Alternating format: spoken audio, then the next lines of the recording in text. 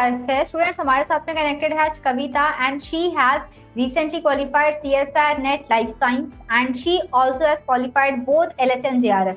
So let's know her journey. जानते हैं कि इनसे क्या क्या बातें आप सीख सकते हो, क्या इम्प्रूवमेंट आप अपनी पढ़ाई में लेके आ सकते हो, that will help you to get your selection. So hi Kavita, how are you? Hello ma'am, I am fine. Okay, great. So first of all, please tell me about your result. आपका क्या percentile है, क्या rank है, क्या score आई है?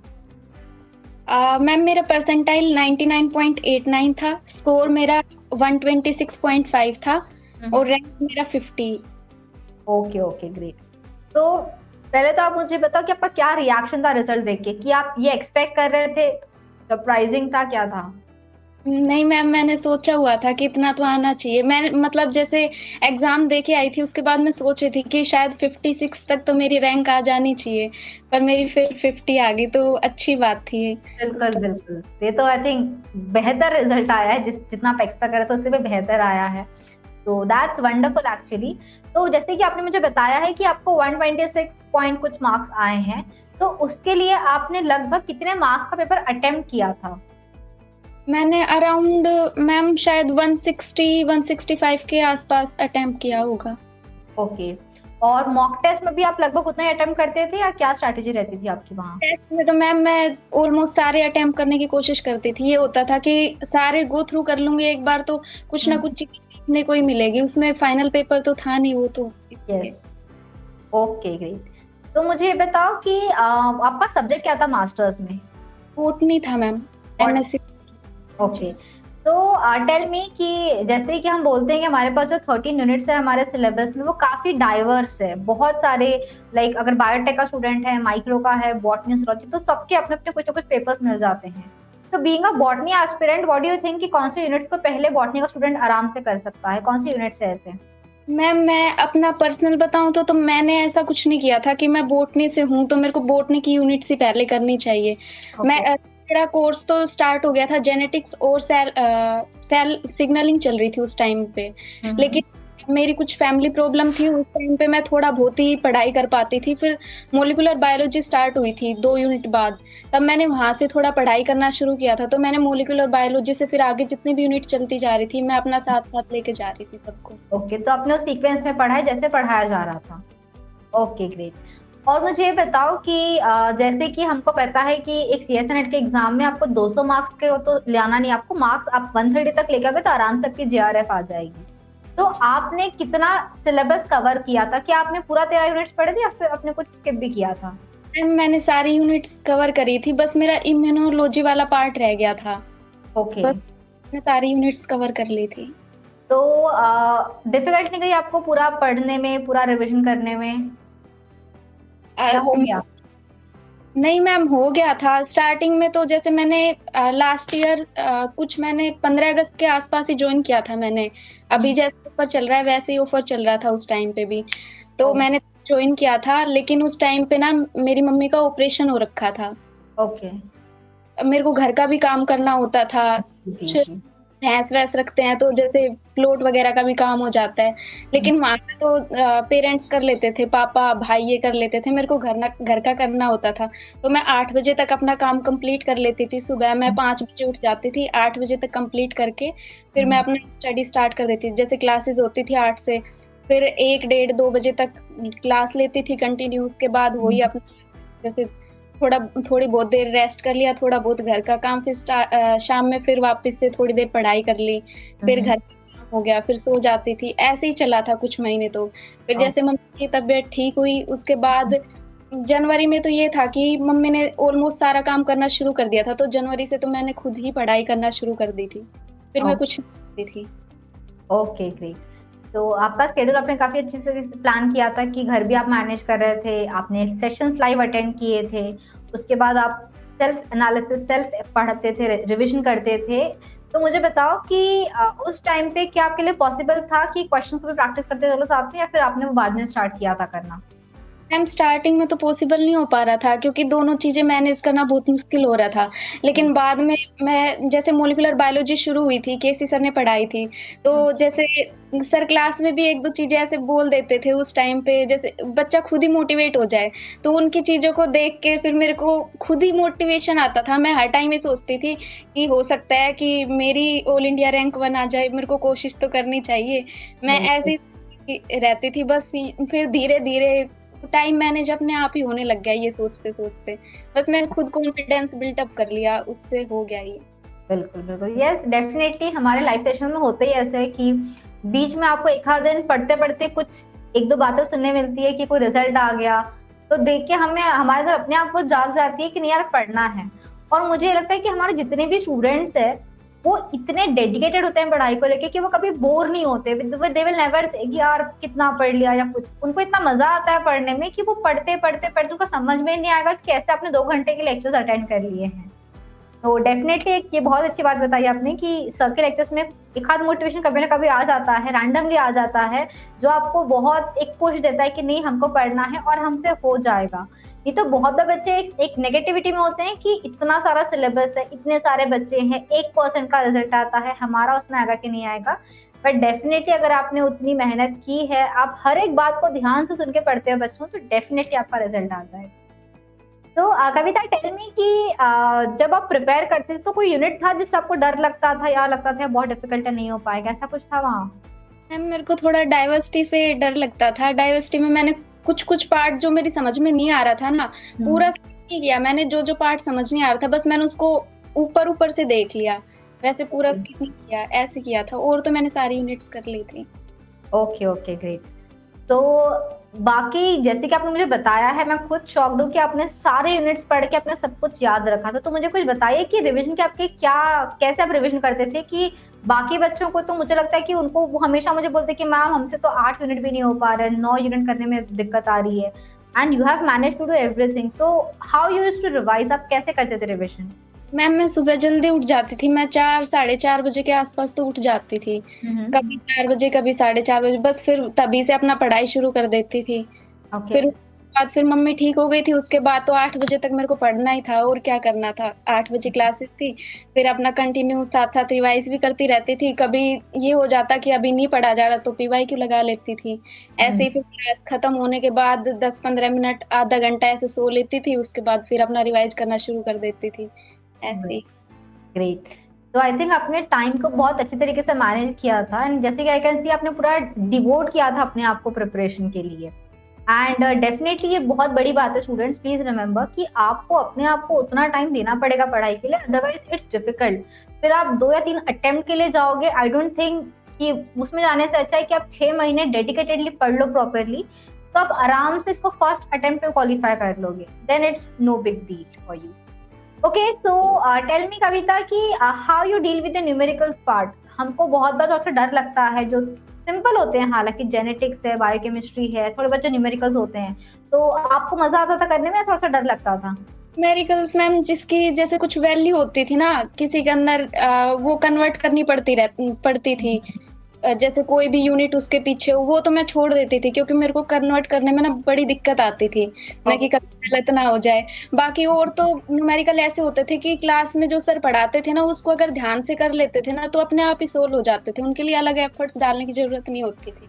बिल्कुल, तो I think आपके सारे जो वैराइटीज़ आते हैं वो उन्हीं उन्हीं को मॉडिफ़ाई करके आते हैं एंड ये आपने बहुत अच्छा एक मुझे बताया है, that was a good decision कि आपने उसको छोड़ दिया। बच्चों देखो, आपको कोई चीज़ डिफ़िकल्ट लगती है, मेबी आपको मोलारिटी, नॉर्मैलिटी निकालना है, आपको कन्वर्जन्स करने हैं। If you are comfortable, do it. Not comfortable, try करो 1-2 बार, फिर भी नहीं जम रहा है तो प्लीज़ उसके पीछे ज़्यादा मत पढ़ना, अदरवाइज़ हो जाएगा कि आप उस टाइम में कुछ और चीज़ को पढ़ के उसमें एक्सेल कर सकते हो अपने आप को। तो सीएसआर के एग्जाम में कि बहुत ज़रूरी होता है ये चीज़ ध्यान रखना है कि आपको क्या-क्या छोड़ना है।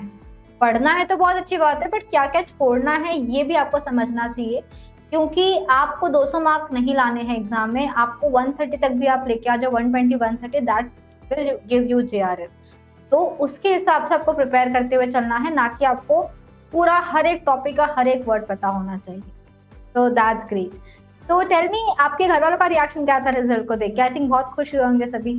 बहुत खुश थे मैम। हमारी फैमिली में तो पहली बार मैंने किया है जो इतनी स्टडी मैंने ही करी है, वरना मेरे पापा तो फार्मर है, कुछ ज़्यादा। एंड जब आपका ये रिजल्ट आया था तो I think everyone was like happy celebrating.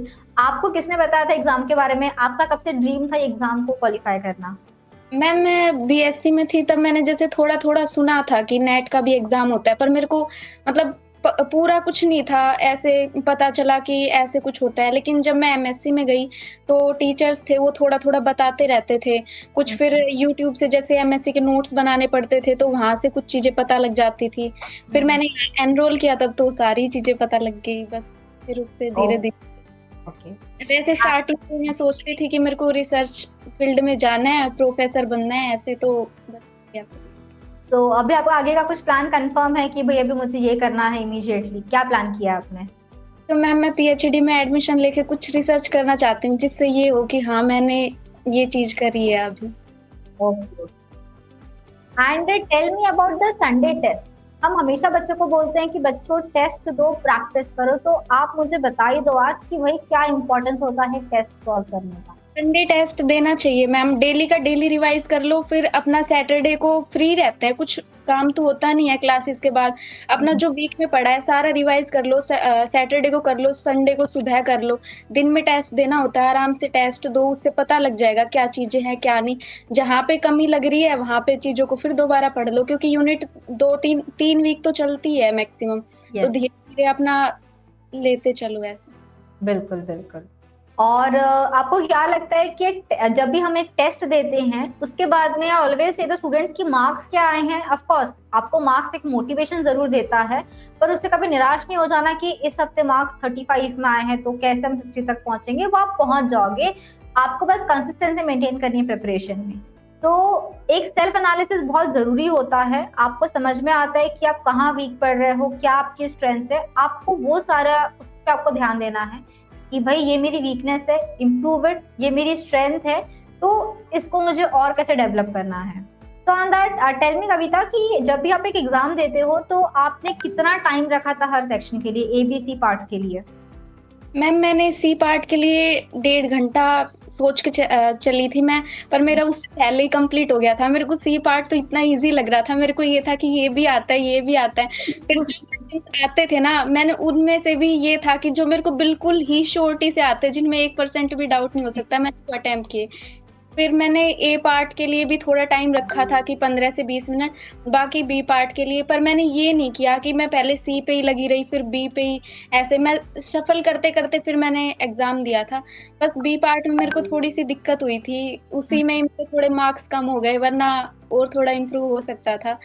वैसे बाकी अच्छा। तो I think I you are the first one जिससे मैंने ये बात सुनी है कि मैम पार्ट 3 में तो 25 से भी ज्यादा मुझे क्वेश्चंस मिल गए थे, किसको करूँ, वो मेरे पास चॉइस थी वहाँ पे। जी मैं बाद में मैंने जब चेक किया था आंसर की, तो उसमें जो क्वेश्चन मैं सोच रही थी ना आंसर, वो आंसर ही था उसका। Okay, great. तो that's the beauty students, as you all can see कि पार्ट 3 में जो लोगों को 25 ढूंढने में तकलीफ होती है, आप देख सकते हो कि उससे भी ज्यादा क्वेश्चन आपको काफी इजीली मिल सकते हैं। बस आपकी पढ़ाई और कंसिस्टेंसी होनी चाहिए। और ये बात सही है बिल्कुल कि कुछ लोगों के अंदर एनालिटिकल स्किल्स काफी अच्छे होते हैं, इनके लिए पार्ट 3 काफी इजी जाता है, पर उनको ये पार्ट में थोड़ी सी दिक्कत होती है because part B is all about learning. आपको जितना लर्न है, जितना आपको पता है, बिकॉज डायरेक्ट क्वेश्चन आते हैं, आता है करो सॉल्व, नहीं आता नहीं करो, बट ये एक चैलेंज की तरह होता है हमारे लिए, तो हमको मजा बड़ा आता है सॉल्व करने में और बड़े मजेदार तरीके से हम कर लेते हैं। Okay, great. And tell me what about the part A? Part A से बच्चा डरता है, एप्टीट्यूड है, मैम मैथ्स आता है, हमको तो नहीं आता, क्या बोलोगे आप? पार्ट ए पे कैसे काम करना चाहिए, कितना करना चाहिए? मैम पार्ट ए मैंने जब सर ने क्लास ली थी, मैंने सिर्फ वो ही किया था, मैंने अलग से कुछ एफर्ट्स नहीं डाले उसके ऊपर। और सर ने जैसे एग्जाम था उससे 10-15 दिन पहले एक सीरीज चली थी यूट्यूब पे, मैंने बस सर की वो सीरीज फॉलो करी थी। वो शायद आधे घंटे की या 45 मिनट की कुछ क्लास होती थी, मैं डेली क्लास देख लेती थी। और बस फिर मैंने जब एग्जाम दिया था तो एक बार मैं ए पार्ट पे गई, सी पार्ट के कुछ क्वेश्चंस करने के बाद मेरे से सोल्व नहीं हो पाए, मेरे को लगा कि बहुत डिफिकल्ट है ऐसे। फिर मैंने सी पार्ट के क्वेश्चन करके मैं वापस से ए पे गई, मैंने सोचा कि 1-2 चीजें करके तो देखती हूँ। फिर अपने आप क्वेश्चन बनने लग गए। मैंने 10 क्वेश्चन किए थे मैंने शायद, जिसमें से मेरे 8 क्वेश्चन ठीक थे। Okay, that's wonderful. And yes, I think part ऐसा है कि डेफिनेटली अगर आपने हमारे कुछ वाईटी सेशंस भी देख लिए तो उसमें आपको कुछ कॉन्सेप्ट बताए जाते हैं कि आपको कम टाइम में, क्योंकि एप्टीट्यूड ऐसा है कि हर कोई सॉल्व कर सकता है बट आपको टाइम लगेगा थोड़ा करने का, बिकॉज आपकी प्रैक्टिस नहीं रहती है उस चीज की। और कुछ क्वेश्चंस में फॉर्मूलाज होते हैं, स्किप करो। मैं नहीं बोलूंगी कि आप सारे मेंस्ट्रुएशन के सारे एरिया पेरीमीटर पढ़ के जाओ, कोई दिक्कत नहीं, पर कम से कम मुझे लगता है कि आप 5 से 8 क्वेश्चंस तो इजीली विदाउट फॉर्मूला सॉल्व कर सकते हो। पर वो आप तभी ढूंढ पाओगे जब आपका पार्ट सी हो जाएगा और आप में वो एक रहेगा कि नहीं हम कर सकते हैं मैनेज।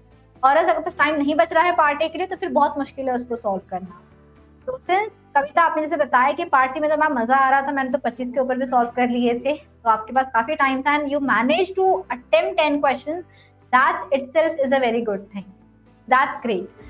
तो कविता टेल मी कि आजकल के स्टूडेंट्स का एक और बड़ा इशू होता है द सोशल मीडिया प्लेटफॉर्म्स, जो बहुत बड़ा एक डिस्ट्रैक्शन की तरह होता है। हम कुछ गेम खेल रहे हैं या कुछ रील्स देख रहे हैं तो बहुत टाइम उसमें चला जाता है। तो how you manage with the social media issues, कि आपने लाइक बंद कर दिया था या आपको इशू नहीं आती थी, व्हाट वाज योर्स? मैंने बंद नहीं किया था, मेरी आईडी चल रही थी, पर मेरे अंदर ये था कि मेरे को एग्जाम क्लियर करना है, तो मेरा उधर ध्यान ही नहीं जाता था।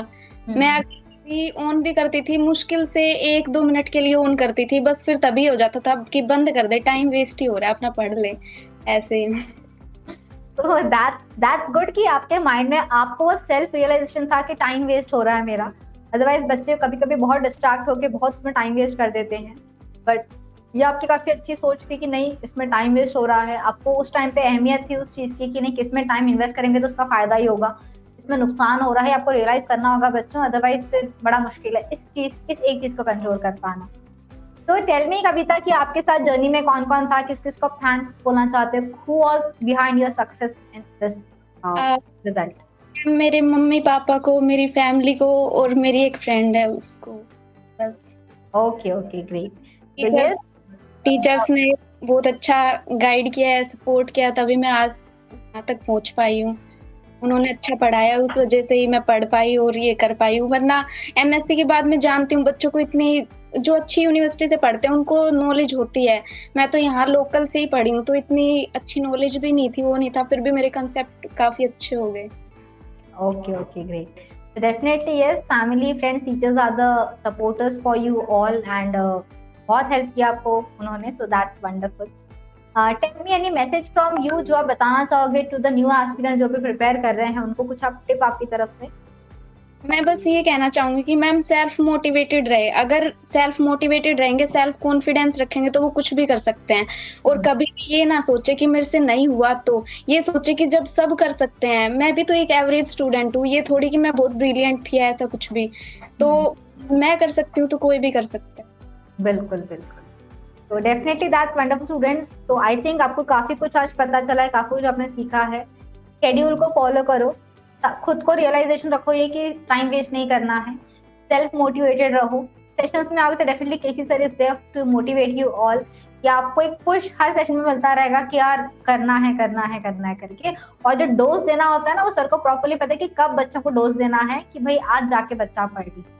तो बिल्कुल thank you so much Kavita for joining and मुझे बहुत मजा आया आपसे बात करके। आई थिंक बच्चों को काफी कुछ सीखने को मिला है।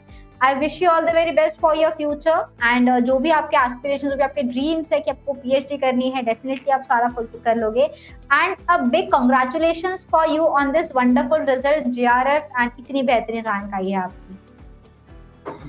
And all students out there, students we will see you all with some new sessions और कीप वॉचिंग एंड कोई भी क्वेरीज है, कोई भी doubt about the exam, do post in the comment box. See you all very soon.